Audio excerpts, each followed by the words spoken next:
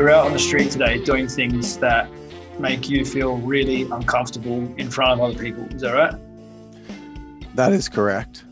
And the reason why is because it's just an inevitable fact of life that every time you do something new, you're going to be really scared to do it. And it's a nervous system quality of human beings that we can't remove. We can just change our relationship with. So it's something that I just feel so strongly behind because it's had such a profound impact on my life. And for me specifically, I felt necessary to do stupid stuff in front of randoms today. But ideally, it's therefore a metaphor to go out and do what my heart is pulling me to do in alignment with who I really want to be.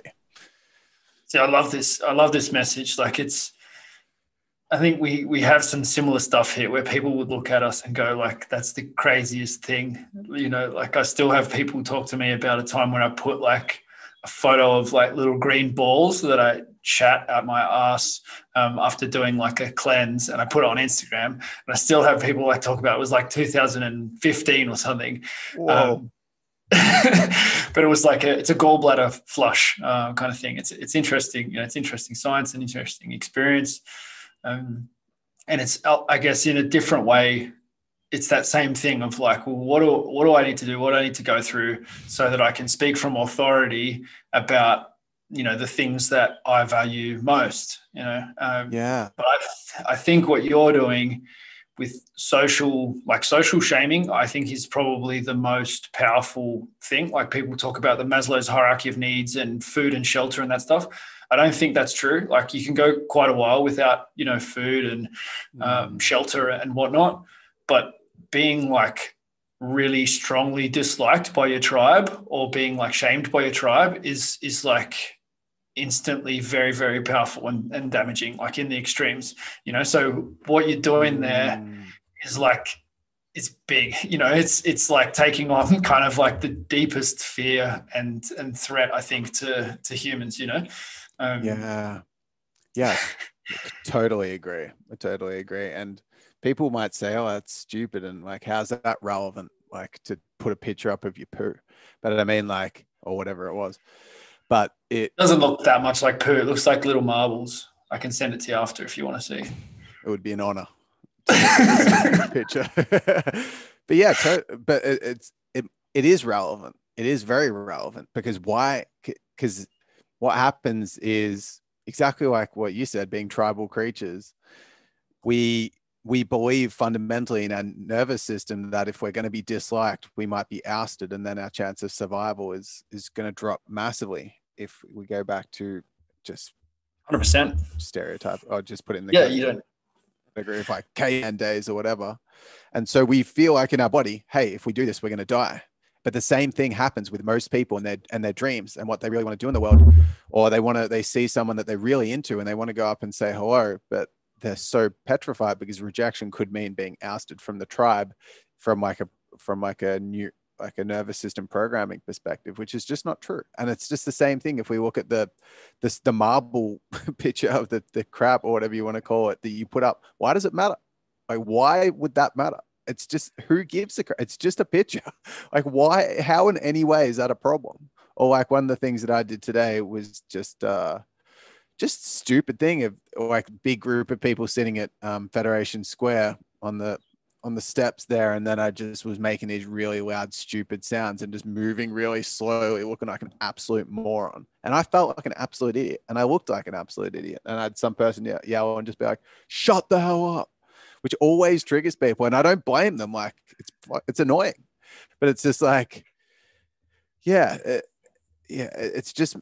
is so relevant because what happens is our intellect then, to try to control the situation, to convince us to avoid doing this thing that it perceives is going to lead to our demise, our death, or our physical harm by being ousted from the tribe, then comes up with all these ridiculous excuses and reasons as to why you wouldn't do it. Why wouldn't you post a picture of the poo? And you think, why would it matter? Logically, it just doesn't matter. But our intellect is so intelligent and slimy and creepy and just like comes up with the with all these reasons, and people do it with important stuff. So someone is in a job they just fundamentally don't like. If they leave, the worst thing that's going to happen is the government supports them to be comfortable. And yet there's 1,000,001 different reasons that are actually really mature, like, but I couldn't do that because of this. And it's like coming across with this flavor or tonality of seriousness and maturity. It's the most immature thing in the whole world, to just stay in a job that you don't like, but people being so serious and mature because their intellects are running the show. And that's why this stuff is relevant, in my opinion.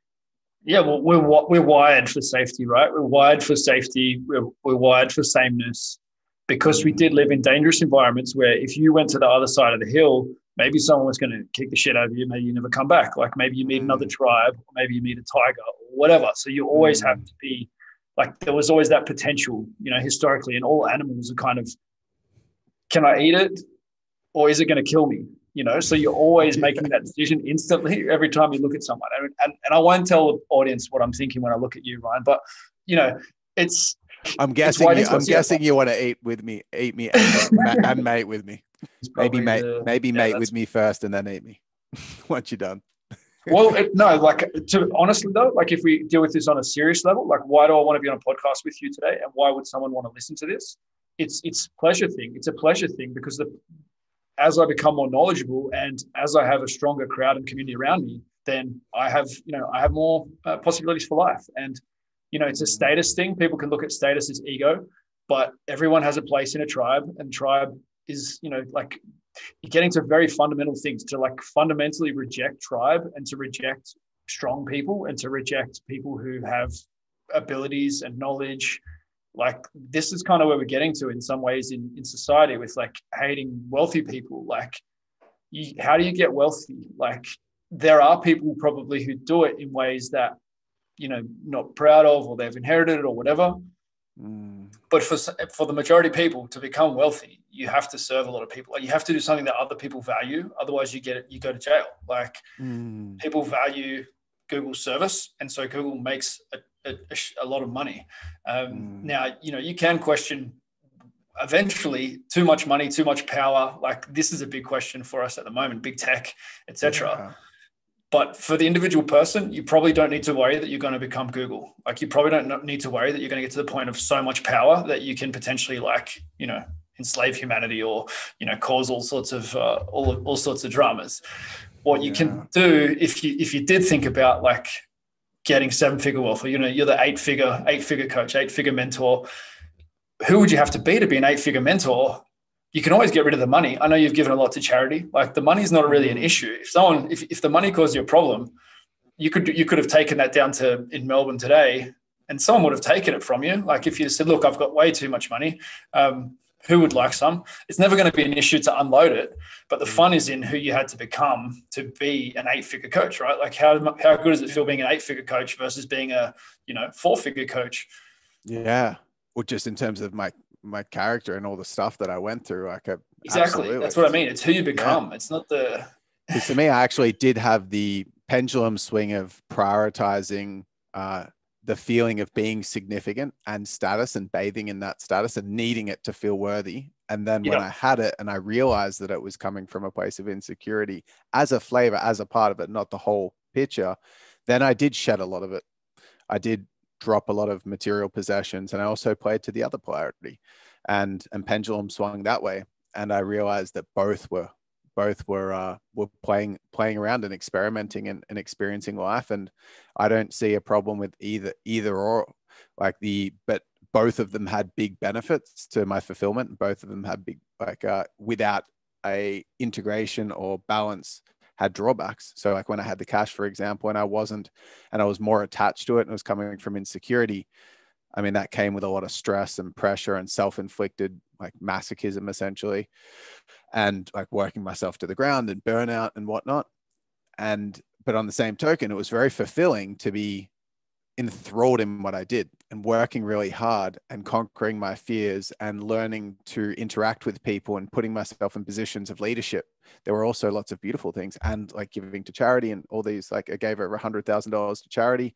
There were awesome things that came from it. But then the opposite side of the spectrum, where I shedded a lot of layers and a lot of material possessions, I sold my car, moved into like a more basic house, still a really nice house, but just less out there, and concentrated on finding joy in the simplicities of life, like breathing, sitting, eating, being in nature and whatnot. That was also really beautiful, but I wasn't enthralled in something and wasn't working hard, and missed out on the fulfillment of the challenge, which is very fulfilling from my experimentation. Like today, going in the city, I mean, I would have in my hippie days been like, oh, why would I put myself through that?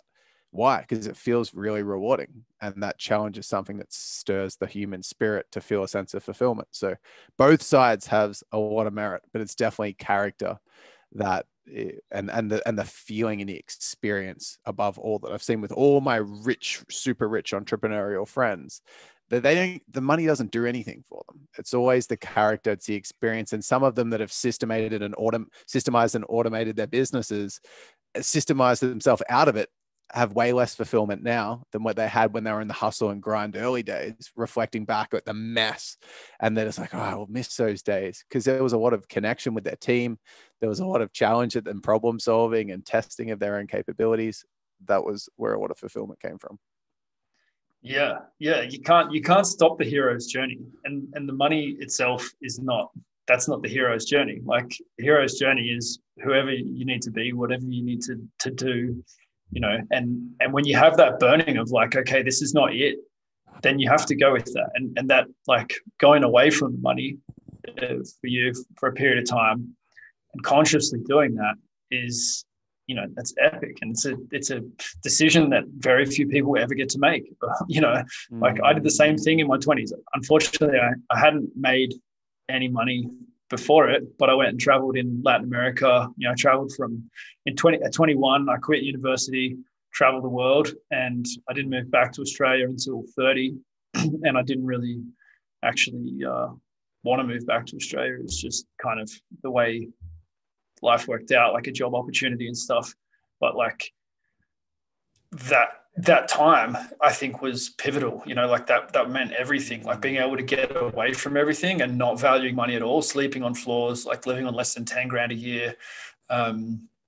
It was an epic experience. That means that now, running business and having, money, having a family and whatever, like, I know what it's like to have none, and I don't really fear that, because it doesn't really matter. Like, you can still have a great life, but the money gives you space and the money gives you fuel, right? So you can buy your own time, which is the most valuable thing, and you've got fuel. Like, you can start whatever you want. Like, you can start other projects. If I had $10 million or if I had $100 million, then I could start more projects that I believe in, or sponsor more, other people I think are going to do epic work, etc. But like, thinking money's going to the money's going to make you actually feel good or whatever, that's not it. It's like as you said, like the journey, the thrill, it must have been such a thrill. Like, you were what, like, how old were you when you started winning international?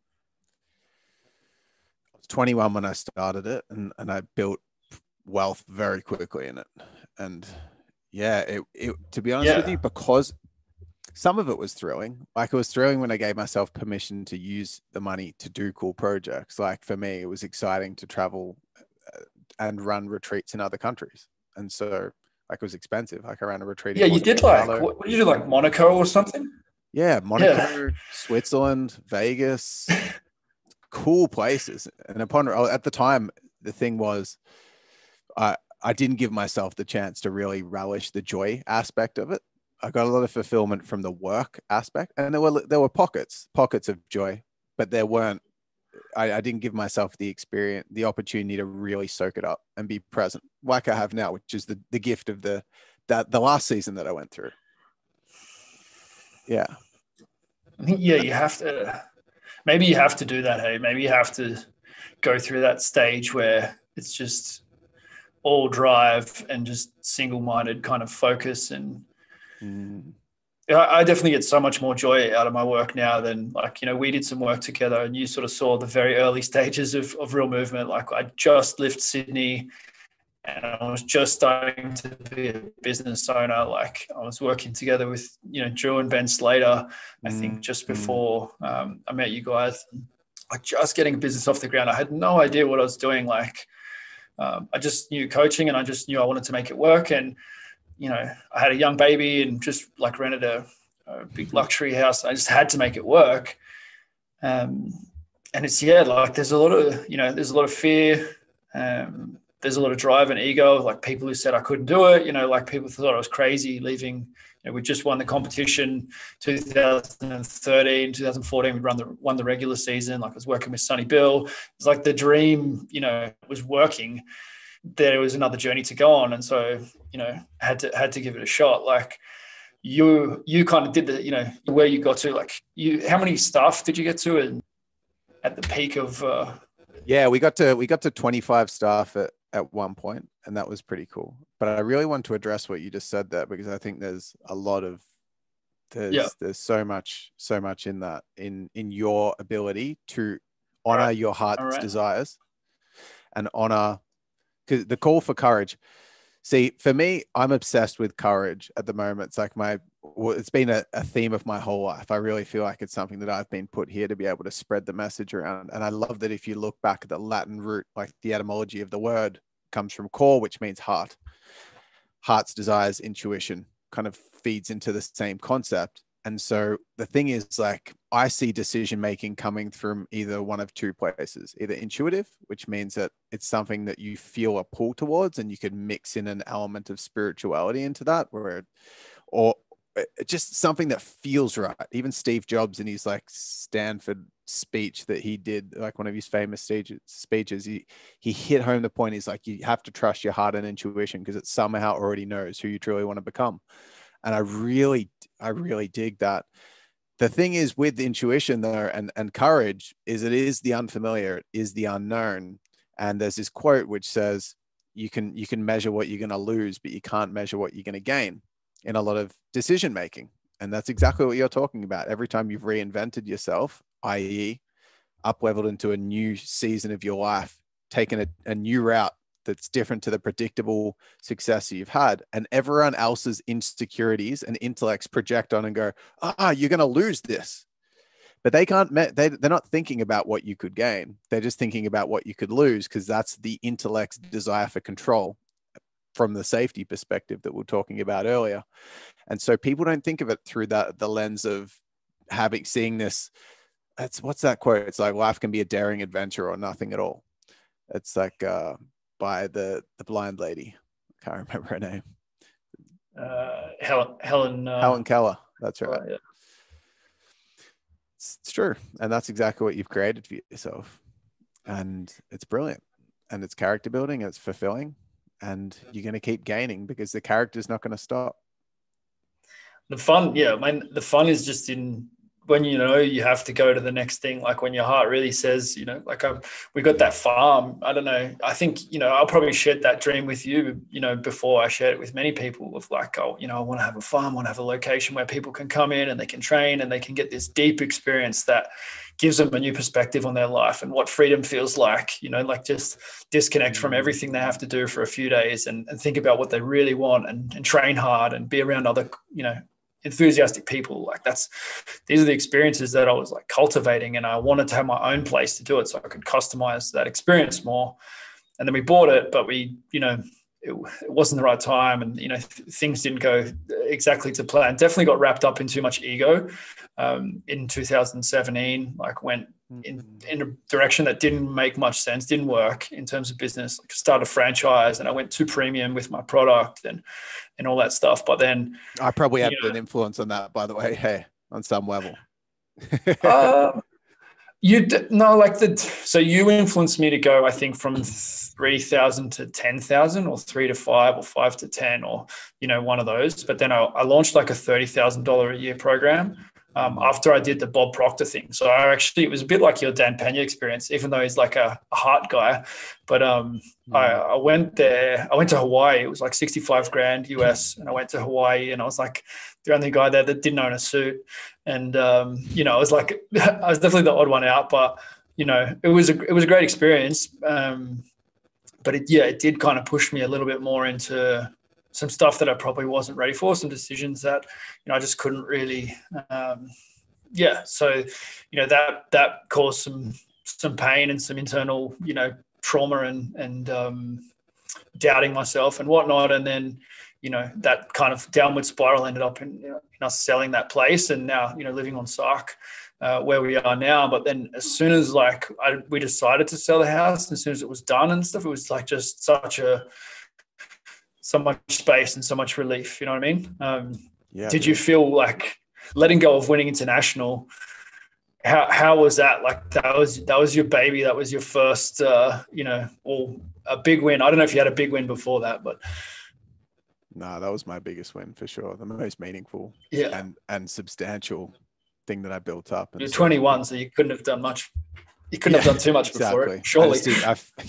I fiddled around and had some successful smaller ventures, but I was chopping and changing like crazy back then. But yeah, I built it up and it became a very successful business. But then towards the end stretch, there were some financial issues that caught me off guard.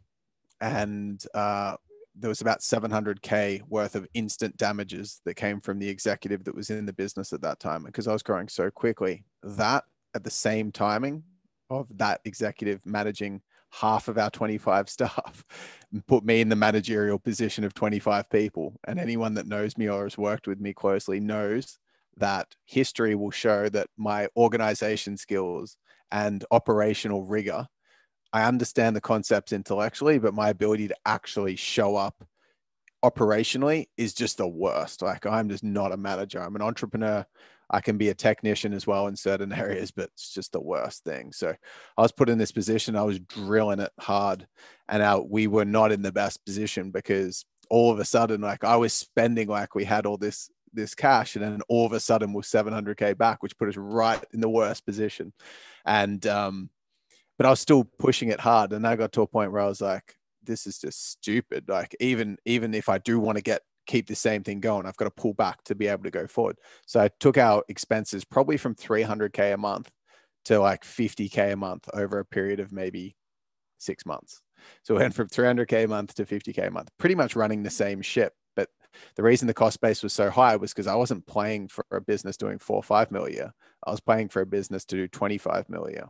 So all my cost base was like set up for us to do 25 mil. And as a result, I didn't care about profit. I wasn't actually in it so I could have a bunch of money for myself to spend. I was in it to be someone that's made something really big so I could be recognized. But I'm nitpicking more on the shadow aspects here for learning opportunities for the listeners. But yeah, that essentially happened. And then after I pulled it back to that lower cost base, it gave me the space because it was so easy to profit with a 50K cost base versus because I could just sell. It's just so easy, versus a 300K cost base. I mean, it was the simplest thing in the world to make profit. But having that space and being out of the ringer for a moment gave me the opportunity to go, what do I actually want to do? Why did I start this business in the first place? And what the hell was driving me this whole time? I got swept up in it. I didn't take a second to pause and look at my stretches. And I realized that those blind spots that I had around what was driving me at that point, which was the hero archetype, not the hero's journey, but from a king, warrior, magician, lover, masculine archetype perspective, the last boy archetype to develop, which is the boy version of the warrior. The hero is the last one to develop in a man between like 16 and 18. And this archetype develops in a man to give him unrealistic possibility of what he can go out and do, arrogance, ignorance, so that he can separate himself from the mum, from the family unit, and then become a man, essentially. And that was what was driving me. And I didn't realize that. And when I realized it, I was like, wow, I got to do some soul searching. So anyway, I let go of it in a similar way where I was like, relief. This wasn't even the path that I was meant to be going like this. The path is meant to take a turn now. Thank gosh I saw it in the way that I did, because if I waited an extra 6 months, the damage that I caused in that last little chapter could have been substantial. I could have lost a lot of investments and stuff like that. So it was relieving. Yeah, must have been. It's hard to imagine. Yeah, I still haven't got to 50 grand a month. Payroll kind of expenses, and you cut back to to 50 grand a month from 300K. Like I can't imagine having 300K in expenses, you know, to kind of break even. It's wild journey, you know, to be at that point in your 20s. What, like, did you have many friends? Like, did you go be private school and stuff? Like, did you grow up around like people who were doing that sort of stuff, or was it just? It wasn't like I just landed there at that point either. I built up to it. I built up to it quickly, but for sure. I left school not fitting in very well at school and kind of I was very socially anxious, and I was kind of like, that's how I saw myself, and that's how I was anchored in terms of my personality. I felt kind of stuck to that emotional, social point on the hierarchy, the status. I didn't have very high status, so to speak, at school. I was very nervous and shy and wanted to be liked, but anyway, when I left school, I was a bit the same, man. Like I felt like I was really high status in primary school, and then once high school came and I didn't really go through puberty when everyone else was, and I was sort of like, and it was really hard for me to deal with like the big fish anymore, and not thinking like I was running the whole show. School was tough, like the last few years of high school and stuff, like just girls and alcohol and drugs and sex and whatever. Like there's a lot to deal with there. Things change pretty quick. Yeah, totally. And I really like what Jordan Peterson talks about around status and the development of a human. I really like how he says the best thing you can do for a child is teach them to socialize well and play well with other kids. And the long-term effect of that, knowing that then they'll make friends, and friends are really helpful to have, and they'll be liked by older people and mentors and teachers. And that makes a big difference if teachers like you, or the sports team leader likes you, or the music teacher likes you. That is a huge difference in the trajectory of your life, because then you believe, because as a young person, who you are is only determined by the way that other people treat you. Kind of teaches you what you're like, what your self-worth is. That's how else do you know how worthy you are?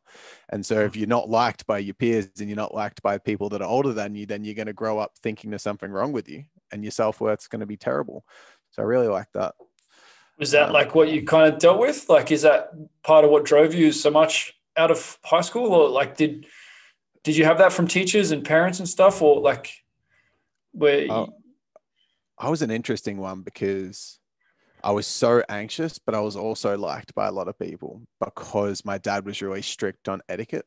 So parents always liked me because I was such a nice boy. You know, I was always so well-mannered and well-behaved and really kind and nice. Yeah, you've still got that. Thanks, man. And makes you very likable. Yeah, I think so. It does. And so he had that, and because, so it's so interesting because my dad gave me these traits, and that's probably what actually helped. But on the same token, the way in which he gave them was also toxic. So the world reflected well to me, but because my inner own sense of self was so weak, they kind of like I didn't see the reflection that the world gave me. So like it was my dad was so strict on me in terms of my performance that I performed really well at things, and people liked me because I performed well at everything. Like I won the academic award in primary school, and I won the sports awards for every sport.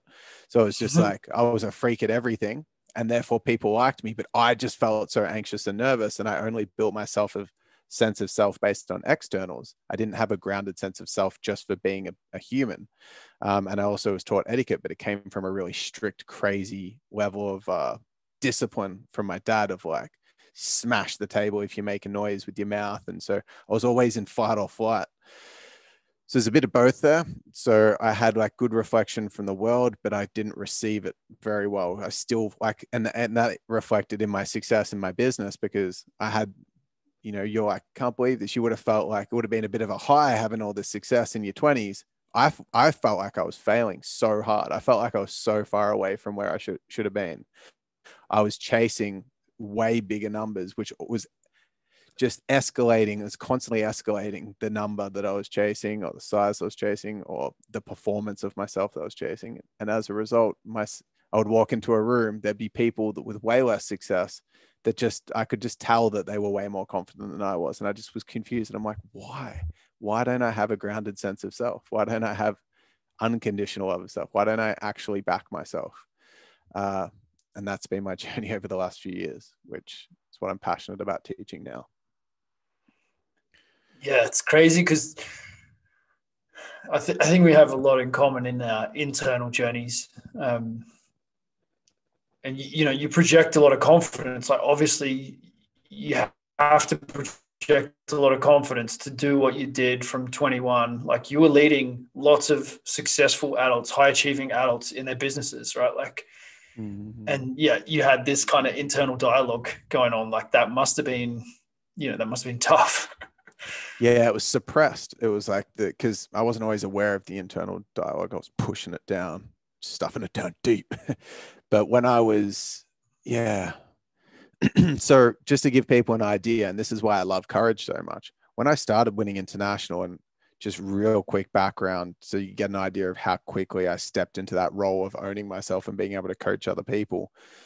I started the business within 10 weeks. I had 50 clients, 50 coaching clients, and I ran 12 seminars in that first 10 weeks. But the day before, even a day before running my first seminar, I was scared to post online, even a text post, even a photo post. So to go from not photo posting on social because I was so scared of judgment, to running seminars had me rock up feeling like my body was like pretty much throwing up. I threw up at one of my seminars. But like, I was so scared. And like, in front of everyone, or? Nah, I ran to the toilet. But I was so scared, and I said, I'm just going to give everything that I can give, and I'm just going to show up 100%. So I went from zero to hero, just went like, all right, everyone, this is what we're doing. And then I was able to step into that character, because then how you start's usually how things will continue to kick off. If you have a good start to your day will be solid. So I'd start just by giving my absolute all, and then I would just do my best. And another thing is, whenever I was operating outside where I should have been operating for where I was actually at. So I was trying to skip things. So that even happened with TJ, hiring him as a mentor for 50K, having $1,000 coming out of my account a week. At that point at 21, I knew I needed that to grow at the level I want to grow, but it wasn't appropriate objectively to hire a mentor at that rate. But I knew it was going to force me outside my comfort zone. I knew I'd only run the seminars if I had invested that. So I did it. So I used the willpower in the moment to make that decision, and then made it happen probably prematurely to what I should have, taking into consideration of divine timing and whatnot.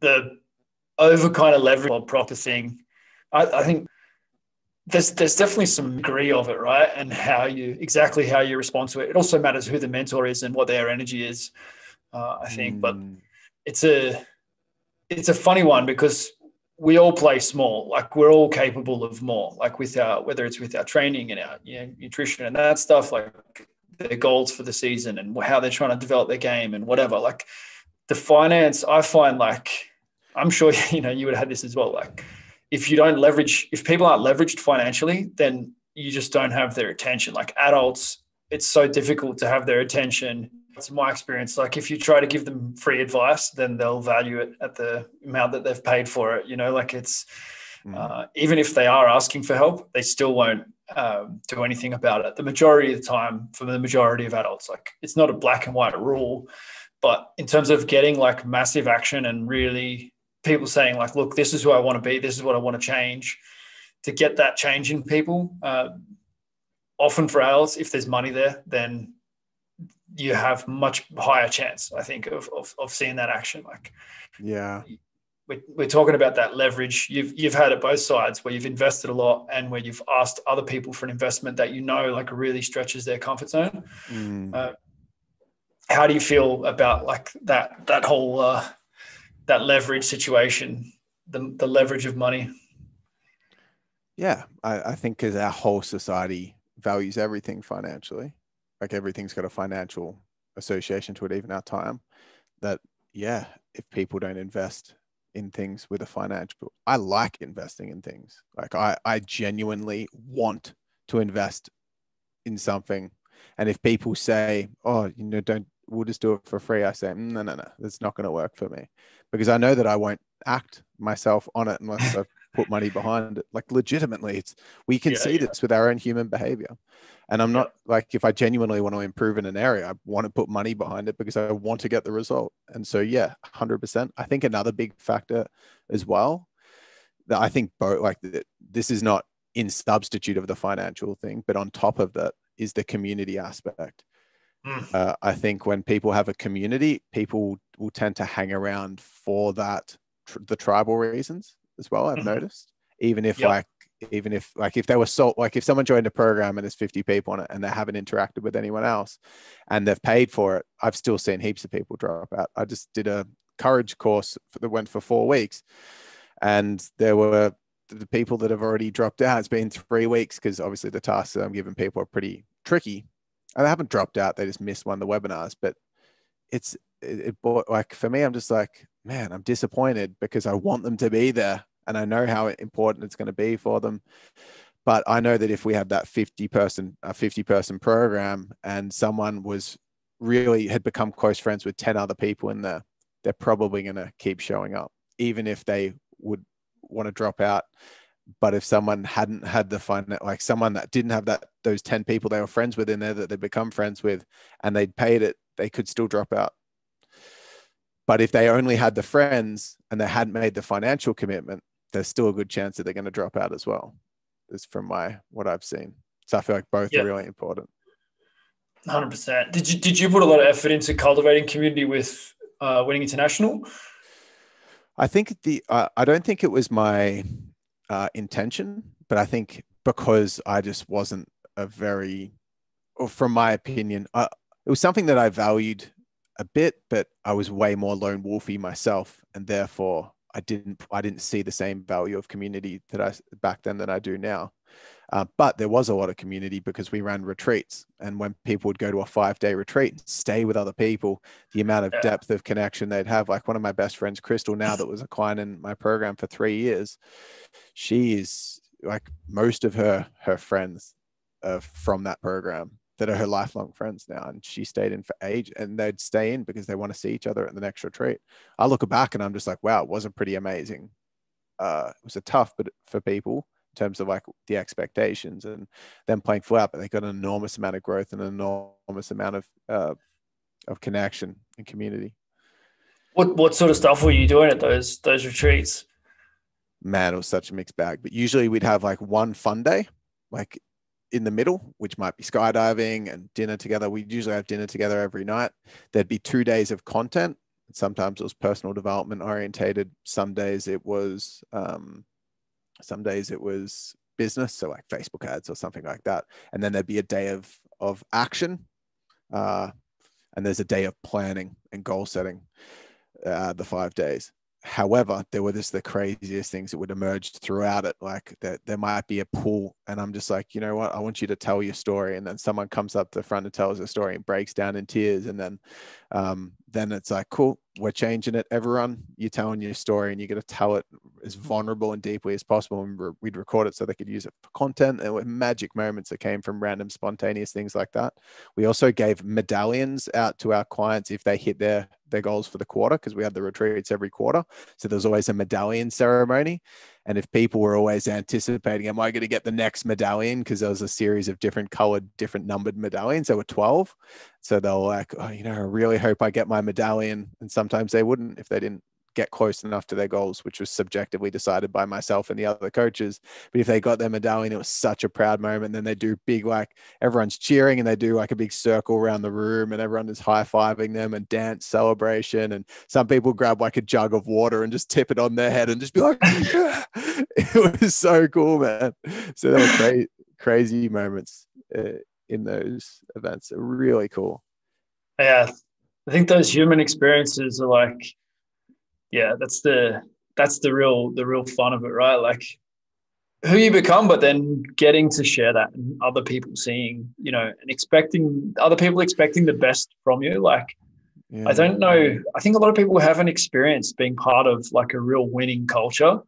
And it's such a, like, you're a different person in that winning culture, right? Like compared to who you are when you're not in a winning culture. Like, yeah, you know what? Something that popped up there as well. as the leader of that, because we had 250 clients in that program at one point, that 12-month program. And as the leader of that, because I hadn't experienced running something like that before, I was holding up a very strong wall or barrier and I was easily offended by feedback and people not liking it. And I'm sure most coaches go through this. Is why I wanted to mention this.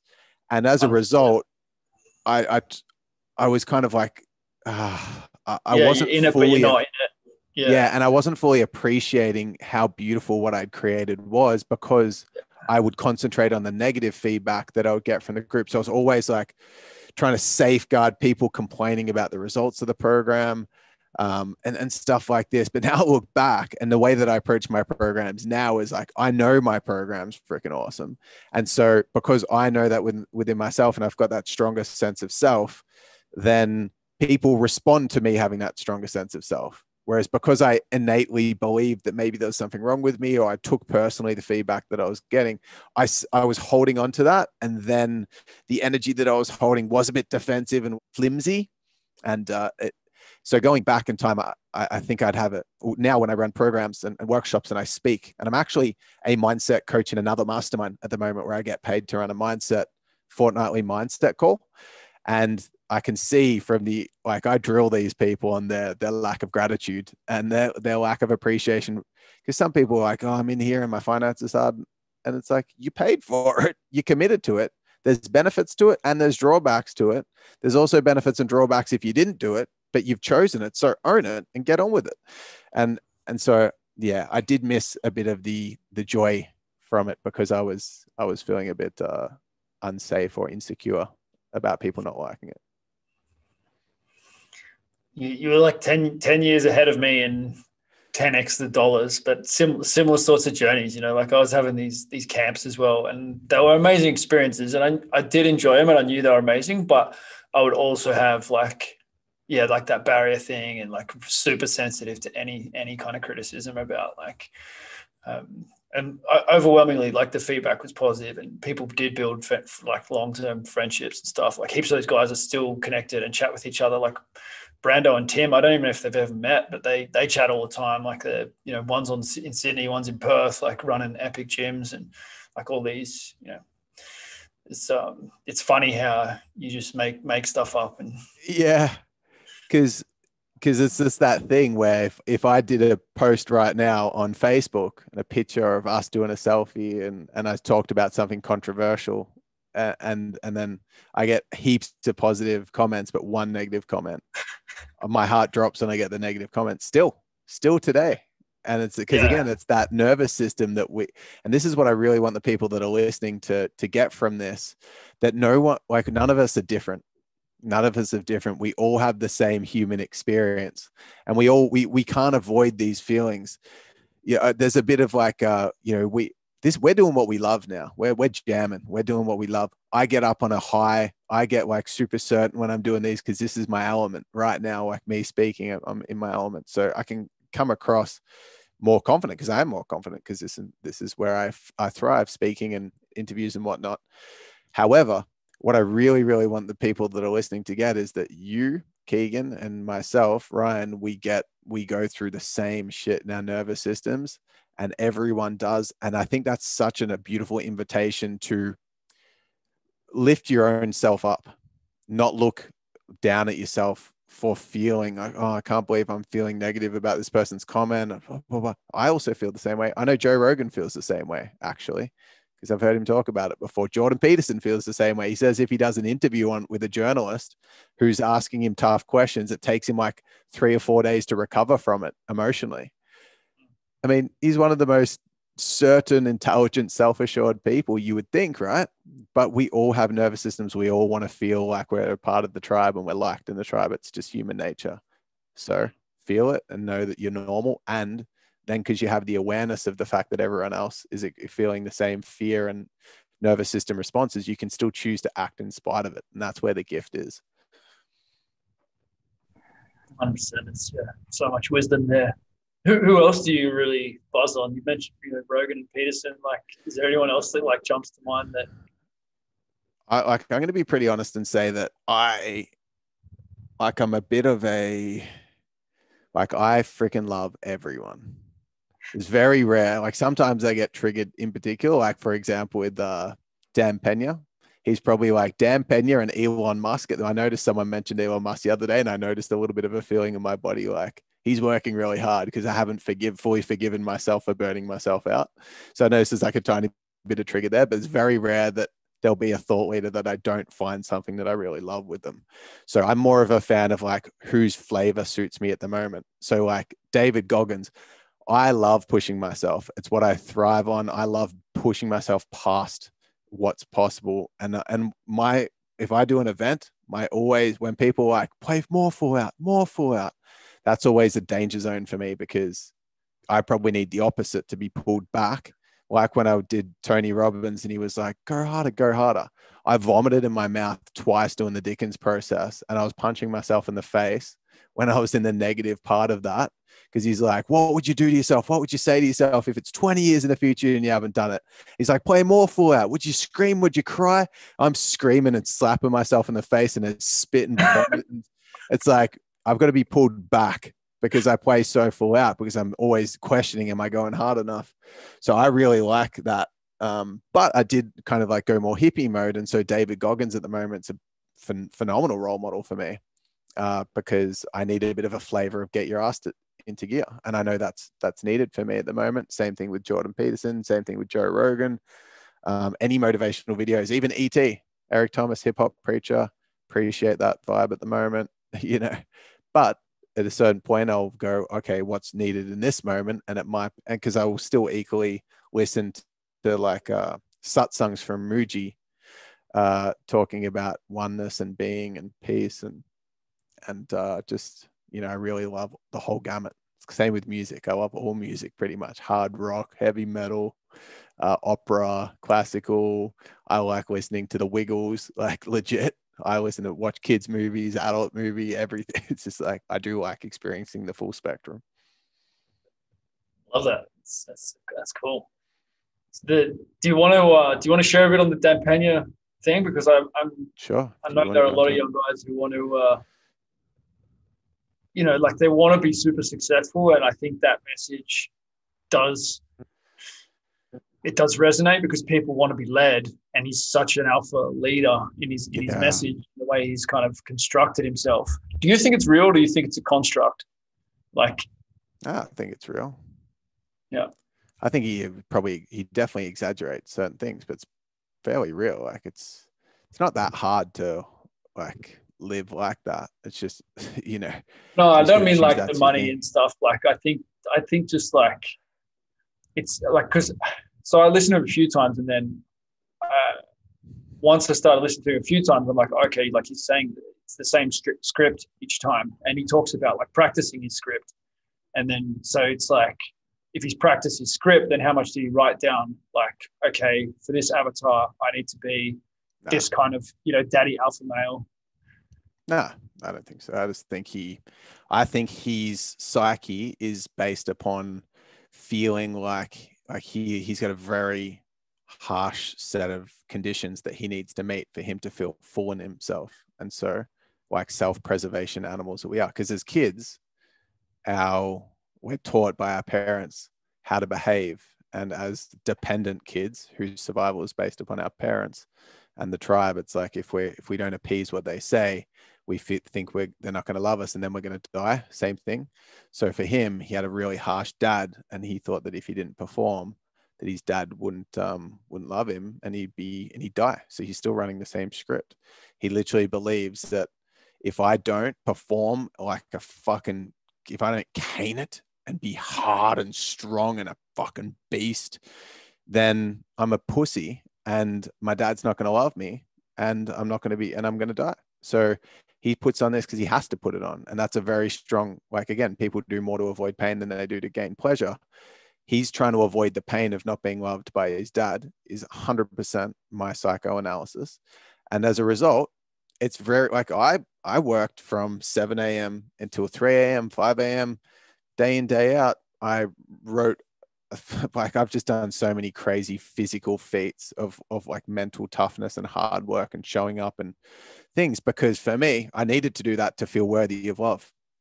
Like, it was more painful for me not to work that hard and risk being rejected by my dad and then discovering I'm not lovable and I'm going to be ousted from the tribe and die than it was just to work hard. And for him, it's the same thing.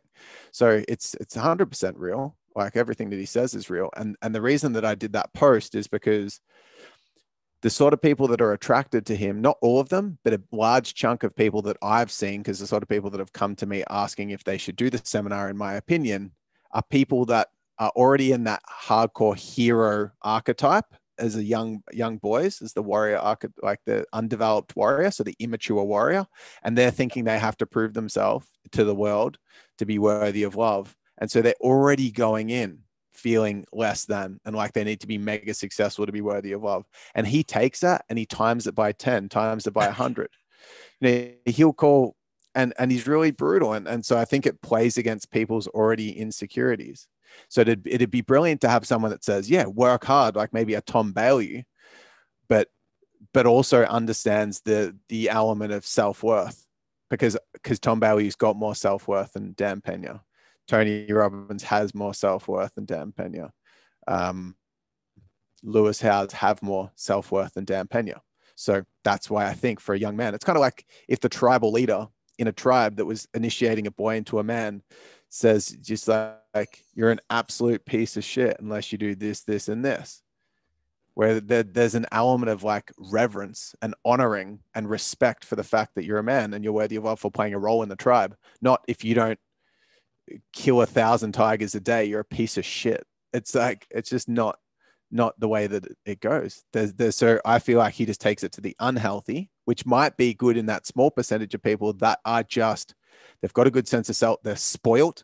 I feel like the sort of people that grow up in kids with fathers that are like wealthy and that they need to be put into line, kind of like they'd get similar benefit from the military, would be really beneficial to go there. But someone like me, you know, I needed to be told that I'm actually worthy of love.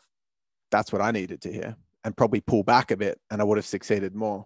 Not the opposite, not being told that I'm a lazy piece of shit. You know, because a lot of people don't, they probably do see the full gamut of it. But, you know, there was an African-American black lady that's called a fat black nigger bitch. That's the sort of things that he says to people at the seminars. Like, I don't see that as healthy. He says there's a dude from Haiti and he's like, I wish that I was in the military and I could just go to Haiti and I wish I could have killed every last one of you motherfuckers. There's this dude from Haiti in there. I'm like, that is just such bullshit. Like, you're not helping this person by saying that. You're not filling him up and giving him the strength and confidence to thrive. You're stabbing him down because of your own insecurities. And so is he just doing what you did today in the city? You know, is it just like desensitize people, or does it desensitize people so that they're not scared of, because Dan said the worst stuff ever to them. So then if someone says like you stink on Facebook, then they don't, you know, that doesn't shut their business down. It could be his intention. It could be his intention. Absolutely. And that's why I believe that he actually thinks that he's making a positive difference. And he's still making a difference, because he'll still be moving people, and it's subjective what's good and bad. But I just feel like if the goal is for someone to develop a strong sense of self that's unconditional, where they can come back to it, that doesn't take away from the value in pushing yourself. But if it comes from a place of like, you know, I really honor who I am and I believe that I deserve it, and therefore I want to go out there and I want to achieve what my heart's desires are, I feel like there's a lot of maturity and health to that. Whereas if it's like, right now you are a piece of shit, and then if you go out there, you're probably not even going to amount to anything anyway. But if you go out there, maybe you can claim some self-worth. You know, it's I personally, from my understanding of personal development and all the stuff that I've studied, I just don't think it's the healthiest way. And I think it magnifies an already existing problem that a lot of young, insecure entrepreneurs have, me being one of them. And the sort of people that would come to me that I look at, and I just psychoanalyze a young entrepreneur, and I look at what they've achieved and who they are. And I'm thinking, the problem here is that you don't love yourself. You're not working hard enough. I mean, you already have a $5 million business and you're 23. Like, you don't need to be told you're a piece of shit and then just like make that even more intense.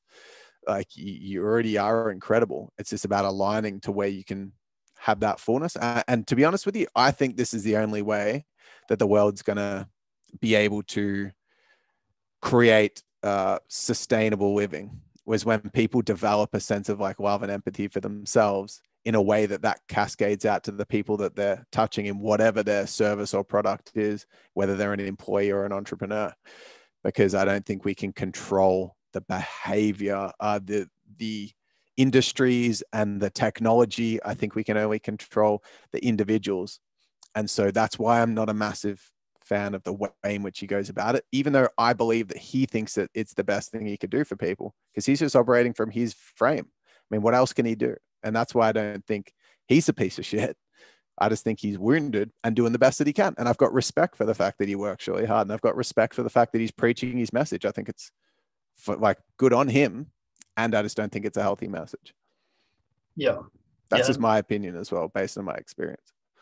Yeah, it's cool. You know, you did have a big experience, you know, with him, with that event, the time in your life that happened. And, you know, it's cool that you have the courage to kind of share that as well, because I think for a lot of people, you would it would become like I wasn't a successful student off the back of his stuff. And you know, you take the negative of that of if he's been able to help all these people, then what's wrong with me?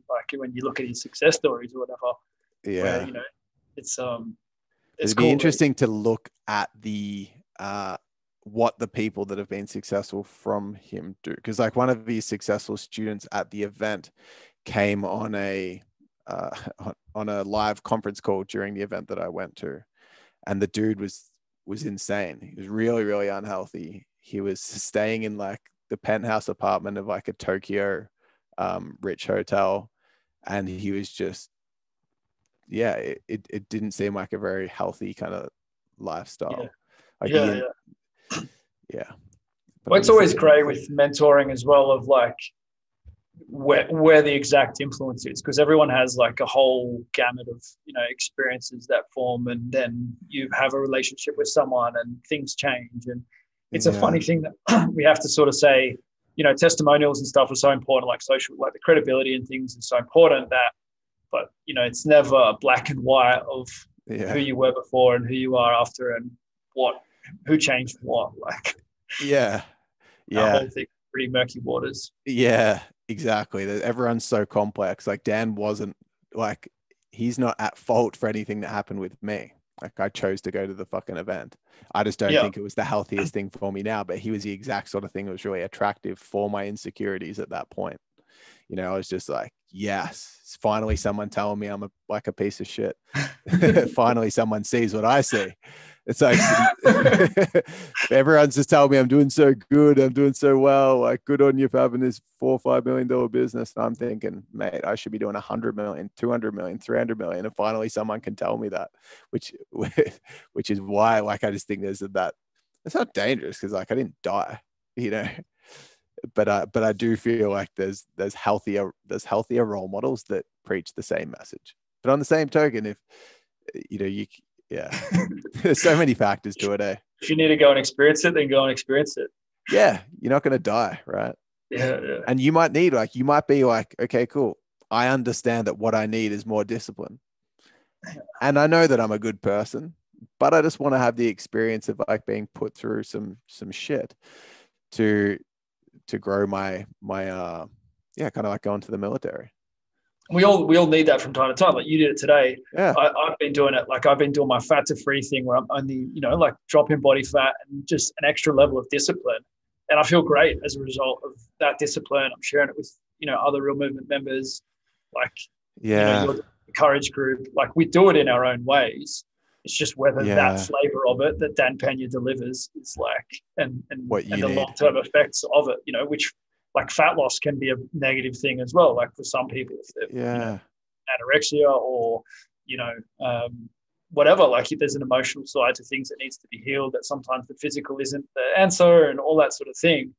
But sometimes fat loss is great. And you look in the mirror and you go yeah, cool. I'm being disciplined at the moment, and I'm going to carry that over to what else can I do if I'm disciplined? So I think it's almost that it's not that that's a problem, what he's doing. It's that the people that attend it need something more on top of it. You know?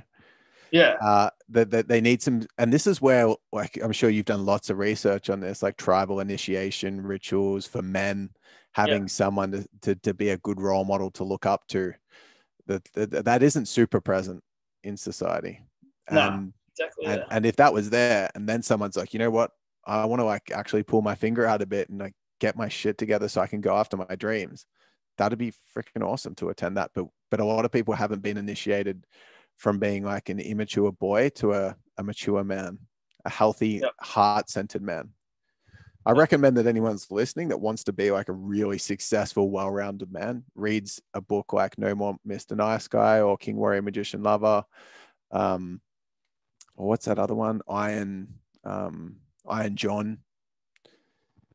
There's some phenomenal books out there that talk about like healthy masculinity, and the thing that makes the difference between like any of the light and shadow qualities of a man is whether they're connected to their heart or not. It's like for example, the true shadow archetypal energies of the warrior are the sadist and the masochist.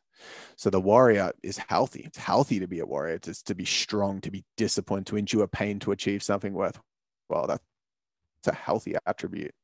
But when it becomes unhealthy is when you're actually wanting to inflict pain upon someone else. And that only happens from a place of insecurity or disconnection from the heart. And then the opposite passive pole of that shadow pole of the sadist is the masochist. Whereas when you feel like you want to inflict pain on yourself, like masochism, for anyone that doesn't know, is when someone derives sexual pleasure from their self-harm, like someone chokes himself when they masturbate or something like that. And that's like the extreme form. But in a subtle form, it's like it's putting yourself through suffering unnecessarily.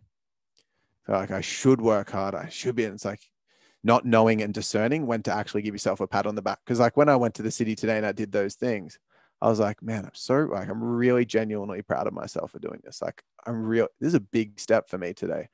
And I really get honored myself for it. And I was like, yeah, good on you. Like, that's awesome. And when I did these things, I was really coming from a place of love as most of that as I could, in the way that I was doing the activities. I feel like that for me is a lot different to what I used to do in the past. Cause I used to make my clients feel bad about who they were if they didn't hit certain results, and that was my projected masochist within, and also the sadist part of me. I love that. Just the idea of doing more things that you're proud of, I think is like a pretty good guide for a lot of people. Like, it's something I come back to is like, if you do a lot of things that you're proud of, then life gets good. And if you're doing a lot of things that you're really not proud of and you don't want anyone to see that you do or whatever, like then you get a lot of internal conflict. Like, there's a lot to these topics. There's a lot to it. Yeah. People carry a lot of shame. Yeah. And it's like the most base, the most damaging place to live from is to live from shame. If you look at like Power versus Force, the David Hawkins stuff, like, you don't want to be, you don't want to be living in shame. But it's like, we carry so much and we're taught to shame, a lot of things that, that come naturally to us or that we want. Like, people are ashamed of success, now. Like, it's a lot of people don't do what they need to do because they're so scared of showing their achievements. Where like, and that's like a thing with social media now. It's like people are scared to show their achievements because they think that, social media is only like people showing their best stuff. Like, of course you're going to show your best stuff. Like, you don't write a book about like your boring experiences or the stuff that, like you don't want, no one wants to see that. No, that's not, as long as you're good in yourself, then, like sharing other people's achievements and seeing other people's achievements, like, should lift you up. And if it's not, then that's when you have cause for reflection. I agree. But I also compare myself. If I see people achieving a lot and can compare myself and feel like I'm less than, but I don't think it's their fault. I go, okay, there's some, it's just, okay, come back to myself and what can I honor myself and be proud of myself for? Or maybe I do an eye gaze and just repeat that I love myself.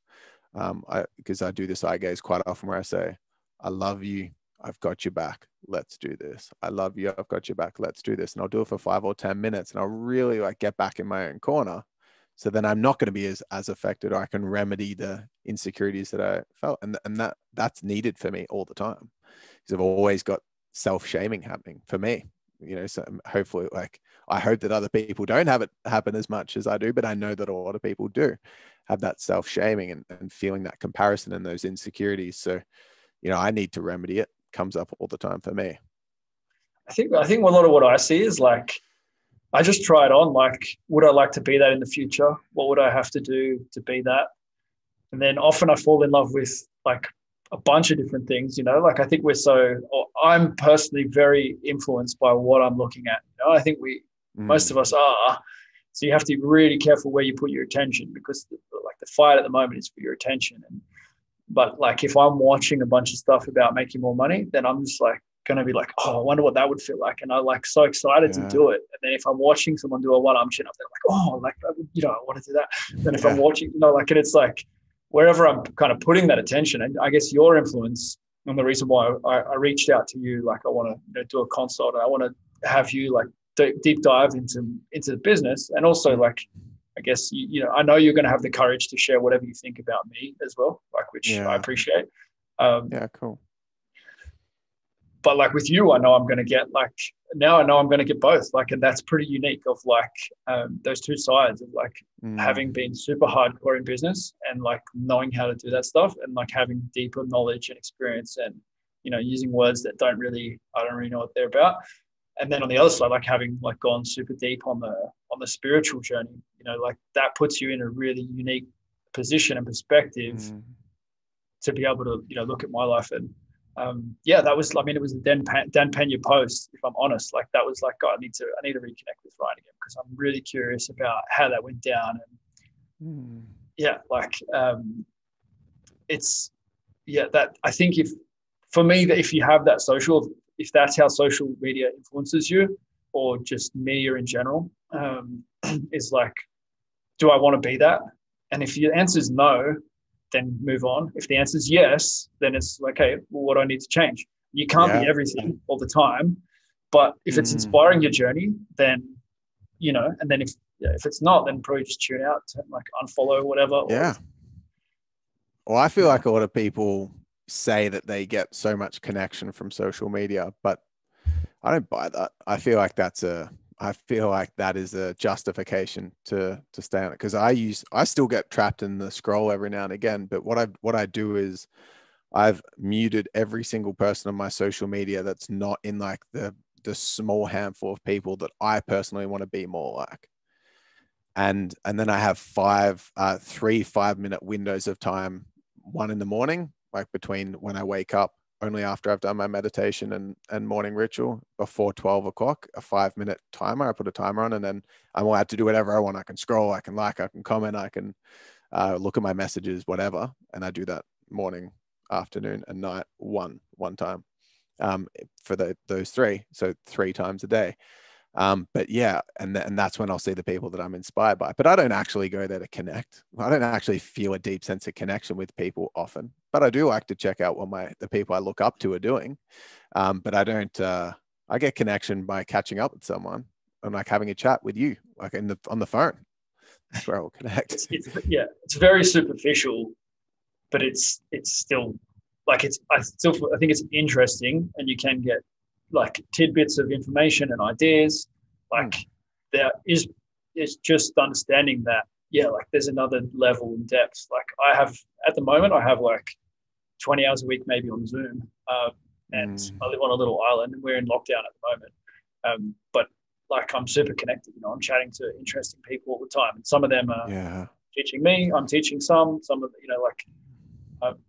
I encourage people to be Zooming, to be connecting with people, because it's so much deeper, we're not in the same room, but it's much, much closer than sending text messages to each other, or like looking at each other's social posts or whatever. Like the connection that we build in this, like it lasts for months and years. And, we're going to, you feel forever more connected after you've had this kind of experience where the same is not true. Like, you don't even remember the person's like name, what's their handle, like who is this guy, where they're from. Like, it's nothing like, you know. So I encourage people to like still pursue the next level of depth of connection, intimacy with people that. Yeah, and I'm a massive fan of try before you deny as well. Like, don't just because I say something, say it's true. Like, go to the in your seminar, or actually go off social media for a week, or try the way that I do it, and see if it actually does make you feel more expansive and empowered and more connected. Try not catching up with anyone in person for 2 weeks and see how you feel, and then try catching up with people every day for 2 weeks and see how you feel. You know, just experiment. Yeah. I've done that, man. Where you just like all I do is like make sales on social media, and I don't actually chat to anyone, and I always feel like junk, you know. Where if I'm doing these, and I'm like having these conversations, like at the moment I'm doing like multiple a day. Like life is just so good, you know. It's just it's so good. Like, I'm so excited for everything. Like, it's just yeah. I mean, that's my experience, but it's 100%. You're right. Like, test it out for yourself. Like, maybe other people are, you know, different. Yeah. And the volume as well. Like, how many you need to have. Like, you need it once a week. Do you know what's good for you? Like, yeah. That's what I think is cool. Like, everyone has the free will to be able to discern what they need and set up their rhythm the way that's going to best suit them for the season they're in.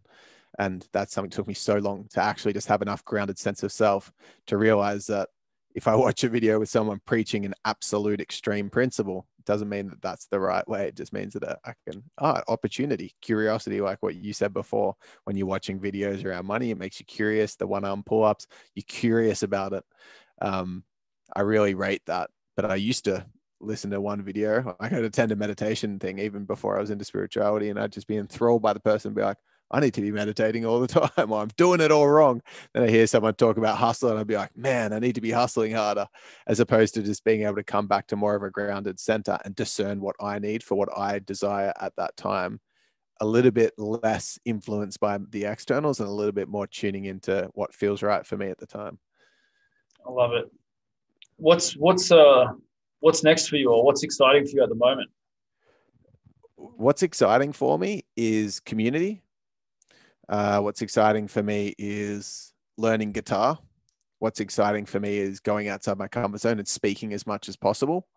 And also integrating from the different flavors that I've experienced so far. But see, I'm really doing my absolute best to shed my massive attachment to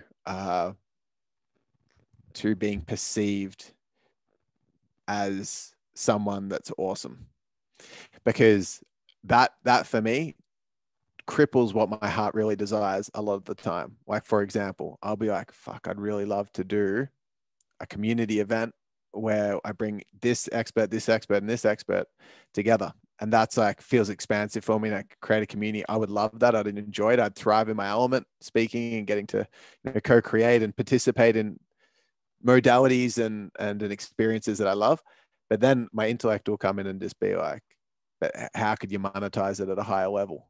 And so and because of my deep down desire to be recognized at a high level, which is healthy to a certain degree, but I just know it's not at the, like, I can discern for myself at the moment that I want to be able to put service a bit higher up and status a bit higher down in terms of what's pulling me. Because the status is or I already have a higher status.